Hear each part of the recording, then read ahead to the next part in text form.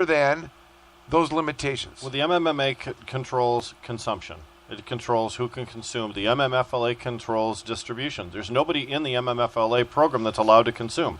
So Right. They're controlling two different mechanisms here. They're not incongruent completely. Well, I would say that the default of the MMA, if you're outside of it, defaults to the public health code. And the reason is because the marijuana is still deemed to be, for medical purposes, dangerous, right? Except for, it's medical, right? Whatever. I'm not buying into it. That's the argument we've had to accept.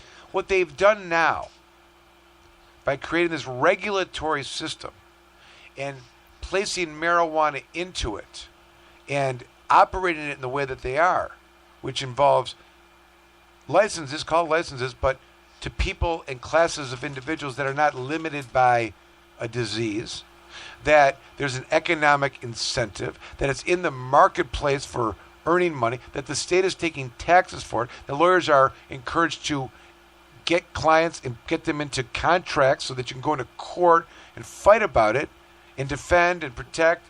This means that this substance can no longer be contraband per se. It cannot, in the way that it's being handled here, and the people who are going to be subject to that I just spoke of by the encouragement of the government are not operating the same way that a controlled substance listing system does. You know what I mean? It's a completely different arena. They've stepped into this administrative, you can't license not right. It's not like a medical board that's directed. It's regulatory legislators administrated with the administrative rules over a substance that is being passed on, driven around, not by the oversight of a system that's controlled, it's regulated. Which is why we need Dana Nessel as Attorney General, because as Attorney General, there's a possibility that she could influence the removal of cannabis from the schedule, or she could decriminalize it to the point where none of this becomes an issue here in the state of Michigan. She could help to right-size some of the stupid drug laws that we talk about here all the time, that Michael has to deal with every single week, and Josh in courtroom procedures, and that trip up our friends and people that we know. Yeah, taking the forfeiture incentive away from police, as she's talked about, would be a great step for that. That's right. So, and doing what Michael's talking about, correcting this obvious, egregious error in scheduling for cannabis. It should be Schedule None. I think we all agree on that. Unscheduled. But I also think it's probably unlikely that we're going to go from Schedule 1 to Schedule None in a single step. That it's entirely possible that we may have to accept a reduction in schedule as a predicate before we get it all the way down. I think that it's not going to happen. That would not be an option. It's not an option. Whatever action we're talking about doing is not placed as an option. In fact, you cannot find a place for the controlled substance. Are you talking about doing an action? Yeah. Are you describing an action? Yeah. He brought up an action on our Jazz Cabbage Cafe just a few weeks ago. He talked about it publicly already. I don't want to get too into it, but we have a couple named plaintiffs that are kind of good people. Exciting. You mentioned the name on the show before. Right. One being they gave him 10 for 2. Gotcha. Mr. John Sinclair. Yeah. The other bookend of a 40-year disaster after a Supreme Court case, which is still good law, by the way, and finds that marijuana is not a narcotic, and the enactment of it and calling it a narcotic would be unconstitutional, but for the fact that they were treating it like a non-narcotic at the time. They didn't have the schedule at the time, but that's what the opinion said. Poetic justice for that to come full circle, and for John to be involved. 67 or something? Super early then, right? Because the CSA was 70, right? I think it was 71, 72. Gotcha. Okay. All right. Yeah. Wow. But it's still good law. Man. It's still good law. Yeah. And the craziest thing is if you chart this thing, there's a case that came out of, Jeff, the opinions was out. Alan Peisner. Manuel? Was Senate. Nope. This was the smell alone in a car is not enough if they got a card. Right? That was like they smelled it, give a card. The Peter Griffin. It was a circuit court. Circuit court opinion. One guy left. Family Guy. I got it. Yeah. And, but we've been, that's the basic idea. How can, when did it become that smell? There was a time when smell in a car alone was not enough to rip you out and search your car. Do you know that? Think about that. There was a time when it was not. There absolutely was. And then there's a time that it was. The smell alone. Think about that. Sounds like what changed? concentrates history. There was a time when we could, then there was a time we could not. I remember there used to be a time, well, I guess it wasn't many years ago, but the police would pull you over, and if they smelled marijuana, they'd take your marijuana from you and make you stomp it out on the ground. They made me crush my glass pipe a couple times as they pulled me over in vehicles, Wagged their finger at me a bunch of times, yelled, and I drove home. And now they arrest you for And we DUID. talked about that earlier with Steve here about how discretion seems to have disappeared, right, Michael? I mean, that was the whole. I mean, I saw a trend in my career where, wow. without where things that took place a simple 7 years earlier when I was in high school, the observation that took place on a regular basis. Now as a lawyer, maybe 10 years after that, college and undergrad, was were now people that were being dragged into court and created an entirely new class of defendants, which were, since my becoming a lawyer in the last 25 years, like the MIP law was enacted. It's a major problem. Got to take these kids in, give them this, give them that. They're violating their probation. They can't put them in jail, but they're finding them in contempt of court for trying to get them to locked up. Then they stop doing it. It's violating their constitutional rights. They just amended it so it's a civil infraction. Yeah. Yep. What was that disaster? Did that work? Yeah.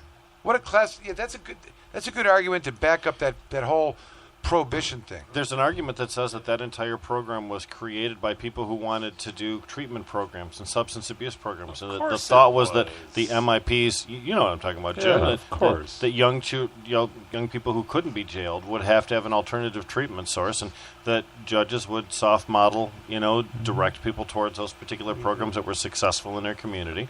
And I believe there may be some people in this room that suspect that some judges may be involved in some treatment centers here in the state of Michigan, and that's. Well, it's amazing. I know that there's children who are charged with minor in possession, okay, and put on probation, maybe got another one, and were put in jail. Yeah. The whole point was for them not to be. No, that's. And the judges went out of their way to try to find a path and then that changed, and then couldn't do it, and now it's a civil infraction. Yeah. There are people that got arrested at prom as valedictorians and lost their scholarships because of a criminal misdemeanor.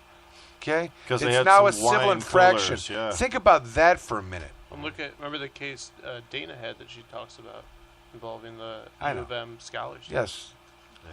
But I guess, marijuana has been around. It's still, it's been this attempt to criminalize this minor possession shit. That's another thing that I don't ever remember as a kid. That's what I'm People saying. going to jail over. Once I became a lawyer Like was when it became a thing. Like I didn't ever, the 10 years earlier when I was in high school, nobody got in trouble for that. Look, when you It's look that they look pour back out your in history, beer. in 1980, Ronald Reagan started this war on drugs, and what Ronald Reagan said was, I'm going to reward federal agents and local police agencies for their actions in the war on drugs. I want them to do this, but I don't want it to financially cost local police agencies. So that's when you had things like grant programs and rewards for the amount of plants that they seize each year. That's when that whole program started. So from that genesis, that whole your brain on drugs thing, that's where it all began. That's where the hardening of America began. That's what created the crack epidemic. Well, let me say this. I saw, who's the guy, he retired from the, probably one of the better advocates nationally. He just recently, he retired, he's got his own thing going on, sensible drug policy, whatever, Campia? yes, Ethan Nadelman? Yes. So, and I've seen this as being, this is kind of what I was trying to talk about, the reasons, number one reason why is because it's a racist policy, etc. But the history for both national policy, international policy, historically, it depends who is using the substance, right? There was a whole epidemic of white women in history, moms using Valium and opiates and to calm themselves, right? Mother's Little Helper back in the 60s. Right, the idea of criminalizing that is appalling, right? The alcohol issue with the kids, the idea of make it illegal, it's those kids doing it. Like we're gonna Coca-Cola. do that, it's who's the end user is, right? That was an example of that. But of course, all of the criminalization has been based on who the end users, Mexican immigrants, black men and white women. Social control. Social control, but there's a long history. Edelman's use of the history to support the position that prohibition has always been that way. It has always been on, and even the discriminatory and racist in discriminatory or religious based. Where moral Valid. judgment, like the Valid. because alcohol went through that thing. The teetotalers. teetotalers and reform movements or whatever. But anyways, I just think that none of these, all this other debate about anything about legalization is ridiculous unless you can address those issues. Because it's all a lie. After once it's clear, like we're arguing about the premise of a lie. Like before you can even begin to unravel that, you got to go back to the source of why is it. Give me the premise by which it has to be. It's like it should be legal. But when all of the people in the conversation start with that basic premise as a given, right, then we can advance conversation beyond that level to talk about some other subtleties and some other nuances and some other ways to make a difference. But to be reminded that the underlying root of this entire thing that you're talking about is absurdity. Well, that's the point. Because anytime I'm saying to anyone that wants to argue to anyone else about this, this is where it begins. It begins with no logic behind it. In the 30s with Dr. Woodward from the AMA testifying before, what is marijuana? Like, cannabis is something we use. It's on every pharmaceutical shelf here. We use it all the time. Why would you ever consider... It was not done on logic. It was Henry Anslinger and his... Well, and here's, the reason why the National Institutes for Health and all of the DEA have suppressed marijuana scientific research over all these decades, because if actual scientific research was done, they would have blown the schedule away years and years ago. It would never have been scheduled in the first place, as Jeff Frazier said. Exactly correct. And it was recommended not to be scheduled by the Warren Commission, if I'm not mistaken.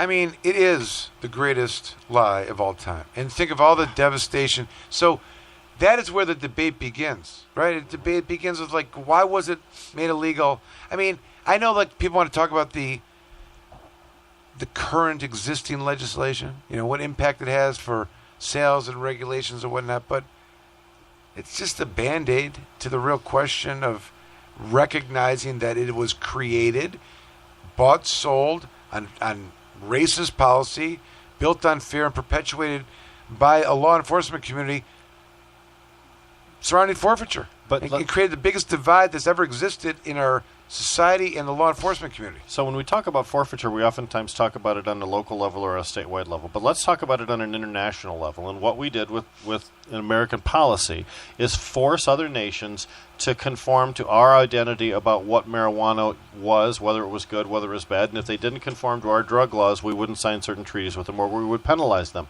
And then we used the illegality that we fabricated and we forced them to accept as a justification for us to go into these nations and take things from them and have an invading army in Central American and Latin American nations in order to, quote unquote, stop the war on drugs, stop the flow on drugs.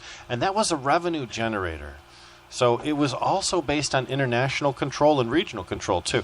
An example of big stick diplomacy. And, this is the Western, hemisphere. Don't you dare come over here. On that point, and I think it's going to be a fascinating issue, is what is going to happen when the Canadian banking system, country number 2 that's legalized marijuana, starts dominating this field, and American investors start putting their money into that field? Are they going to be considered terrorists, or are they going to be seized? Are they going to be kept out of the country because it's under the Patriot Act? That is the next question. That actually happened. I know it. I mean, they've been preventing people from coming in. That just happened American in investor Washington in a State. Canadian company. Absolutely correct. So now they're identifying people not that touch the cannabis plant, but people that are investors in companies that touch the cannabis plant, and then they're identifying them on a watch list of people not to allow into the country because they own stocks. That's the first one, right? That's the one. But like now, what happens? Because they're open for investing. People have to decide where they want to put their money. Right. Does the United States want to deal with that? Do they want to start locking up these? That's you know so what I mean? ridiculous. Just don't know. But this may be the break.